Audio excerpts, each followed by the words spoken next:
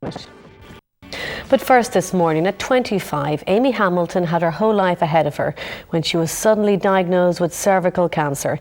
Amy hadn't had a smear test for years. Fortunately, Amy survived, but only after having a hysterectomy to beat the disease. She says she is still astounded at how infrequently women go for smear tests. To be honest, I hadn't had a smear test in probably about 2 years. I don't think that it was more that I was avoiding them. I just didn't understand why women had them done and the necessity. And there's nobody really that you ask the question of what a smear test is for. People just assume that you understand and know what it is. And I think I just didn't really understand, and it's an easier thing to put off than do. I didn't even know what cervical cancer was. I had never heard of it before, and most people are familiar with breast cancers and the commonly known ones, but I hadn't heard of it before. I didn't know what it was, and obviously it was a shock to know that at my age I could have cancer, because it's obviously something that you usually associate with being older. Yeah. And you take for granted that things like that would never happen to you at any age, forget about it at a younger age. So it was a huge shock, yeah. It's one of those things that you don't discuss, and I think, well, because it's obviously it's a woman issue and we prefer not to discuss them, but I'm hoping that people do start to become a little bit more open and about it, because it's obviously something that we need to deal with in this country. We have one of the highest rates of cervical cancer in Europe, in Ireland, because our screening process is maybe slightly at an older age, and it's something that we need to start discussing and dealing with, and just to be cautious. And Amy joins us on the morning show. Sophia, very good morning to you, Amy. Thank you. Good Many morning. thanks for coming on. You mentioned Jade Goody there at the top of the piece on the tape, and it's funny, I remember when she passed away, the issue of cervical cancer was really brought to the fore, and I think she encouraged numerous women to go for smear tests who wouldn't otherwise. But since then the years have passed, and it's kind of fallen out of the limelight again, and that's why you're on with us this morning, because you're proof that it can happen to any woman at any age, and for you it was nearly 4 years ago when you were 25 you discovered a problem. How did you first notice that something was amiss or wrong?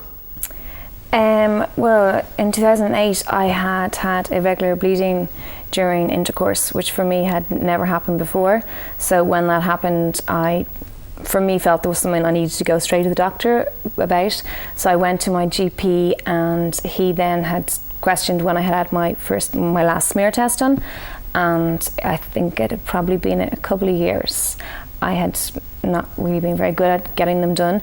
So then he sent me on to the Beacon to see a specialist, Dr. Ayres, to do another follow-up test just to check, what had come up on because the smear is obviously abnormal.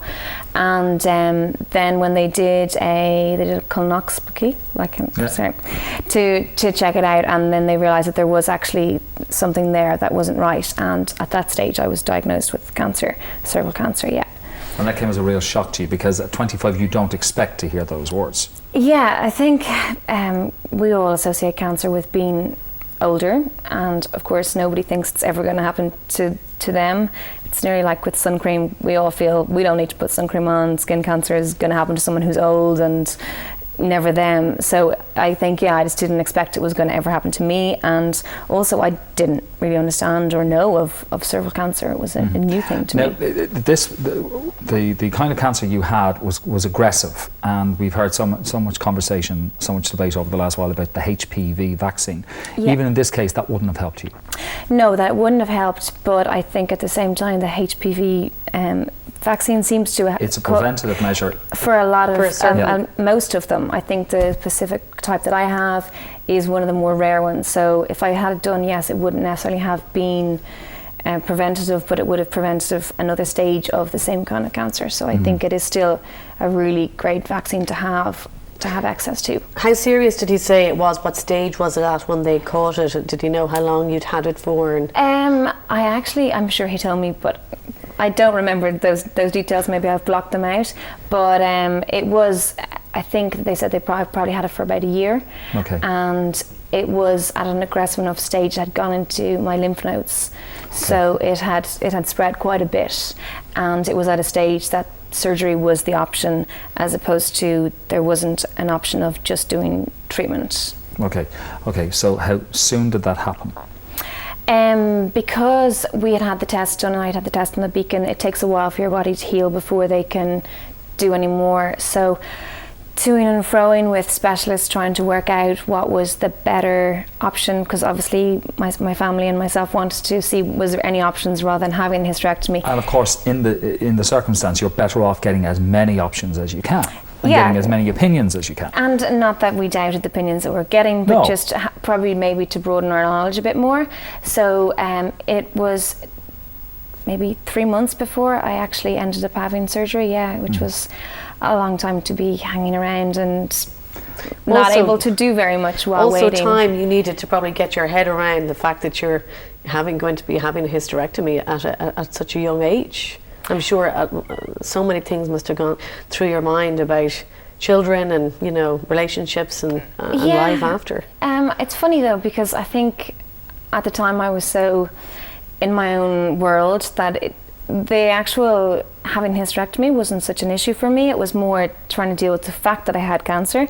So it's more after the time, and now coming to terms with the fact that I had a hysterectomy is more of a time to deal with it, because I'm obviously getting a bit older and would be considering having kids down the line. So at the time, for me, my priority was, you know, do whatever it takes to keep you alive. To get the cancer out. Yeah. So, obviously it's a big thing to have had a hysterectomy, but it was, now looking back and seeing, it was the better of the options, which if it had been more aggressive, I would have had to go through treatment as well, which might have made other things difficult as well. So, and luckily they were able to keep my ovaries, so I still ovulate, so I still produce eggs. So if I wanted to have a surrogate down the line, I can consider that.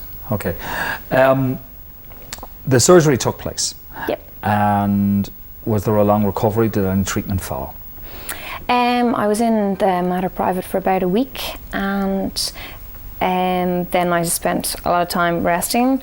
So luckily for me, the operation had gone very well, and they were able to just take it out within the one operation. So it just was recuperation time after home, and then I spent a lot of time just getting checkups.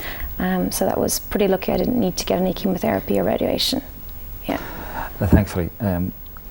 But of course there's the follow-on, because you describe that time as almost like a blur when you look back on it, and now you look back on it with a little more clarity. Yeah.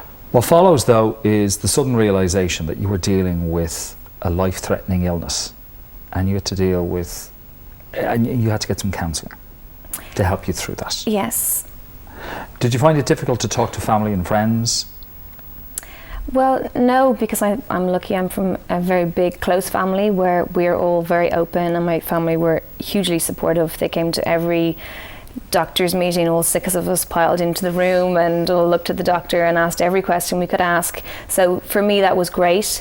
But then afterwards, after the surgery, and as I started to come to terms with, I guess, my head was getting sorted out as to what had happened, I started to go to counselling myself in the ARC Cancer Support. I have great counselling facilities there, which for me, it took a while to work out that I needed to go to counselling, but maybe it was 6 months, 8 months after my operation that I realised that actually something clicked, and I thought, there's someone I need to talk to about these things. I'd spoken to my friends at length about things, and everybody was very, very supportive, and every question could have been answered and asked, but I think I maybe needed to go and speak to somebody else who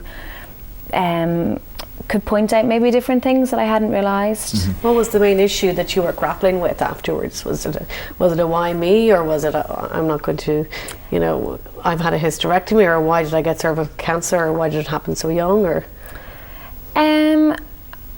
Well, obviously there's the why me, and that's, I guess, every cancer patient has the exact same question, and there's not really an answer. So I think maybe that was part of it, but more trying to deal with the shock stage. I'd been in shock probably for so long, and in a little spaced out world of, I was involved in everything, but maybe a little bit dazed as to what was going on. So it was just to talk about those things, and also to talk about the fact that I found it mainly so strange that I could have had cancer for a year, and how did I not notice, or how did I know the symptoms, or how was I supposed to find out? Was there something that I should have seen but didn't notice? Or well, at the crux of it is you didn't have a smear test. And Yeah. that's, had you had one, it would have been noticed. And what you've discovered in the years that have followed is, again, this infrequency for women to sit down and discuss this. Yeah, and I think it's part of our nation. We are really quite bad at dealing with things that come up, and especially the female Irish people seem to be terrible about getting the smear test done. The cervical check that's come in, I find, is great. It's come in now, and I get checkups every 6 months, and it's free and it's there, and the piece of paper comes in to remind you to do it, so you're likely to do it.